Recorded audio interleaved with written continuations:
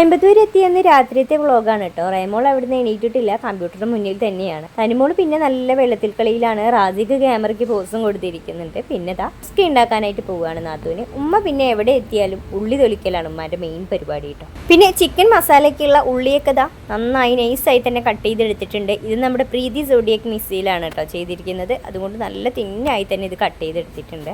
താത്ത കുസ്ക ഉണ്ടാക്കുന്ന പരിപാടിയിലാണ്. കുസ്ക എന്ന് പറഞ്ഞാൽ നമ്മുടെ കേരളത്തിലൊക്കെ നെയ്ച്ചോറ് എന്നൊക്കെ പറയും, അതിൻ്റെ ഒരു വേറൊരു വേർഷൻ എന്ന് മാത്രം. പിന്നെ ചിക്കൻ പൊരിച്ചെടുക്കുന്നുണ്ട്. അപ്പോഴേക്കും നമ്മുടെ കുസ്കയൊക്കെ റെഡിയാക്കി എടുത്തിട്ടുണ്ട്. പിന്നെ ഗ്രേവിയൊക്കെ റെഡി ആയിട്ടുണ്ട്. അങ്ങനെ എല്ലാം റെഡിയാക്കിയതിന് ശേഷം എല്ലാം മേശപ്പുറത്ത് എത്തിച്ചിട്ടുണ്ട്. എല്ലാവരും കഴിക്കുകയാണ് കേട്ടോ. പിന്നെ അയൽവാസിയുടെ ഒരു ബീഫ് ബിരിയാണി കൂടി ഉണ്ടായിരുന്നു. എല്ലാം കൂട്ടി ഞങ്ങളെല്ലാവരും കൂടി പിറ്റേ ദിവസം രാവിലെ ആയപ്പോൾ അഫാന് നല്ല മടിയാണ് കേട്ടോ സ്കൂളിലേക്ക് പോകാൻ. കാരണം ഞങ്ങളൊക്കെ ഉള്ളത് കൊണ്ടാണ്. തനിമോളും റാസിക്കും ചായ കുടിക്കുന്ന തിരക്കിലാണ് കേട്ടോ. പിന്നെ അവരൊക്കെ സ്കൂളിലേക്ക് പോയ സമയത്ത് ഞാനിതാ ദോശയൊക്കെ ചുട്ട് എല്ലാവർക്കും കൊടുത്തു. അപ്പോൾ ഇത്രയുള്ള ഇഷ്ടപ്പെട്ടാൽ ലൈക്ക് ചെയ്യാനും ഫോളോ ചെയ്യാനും മറക്കല്ലേ.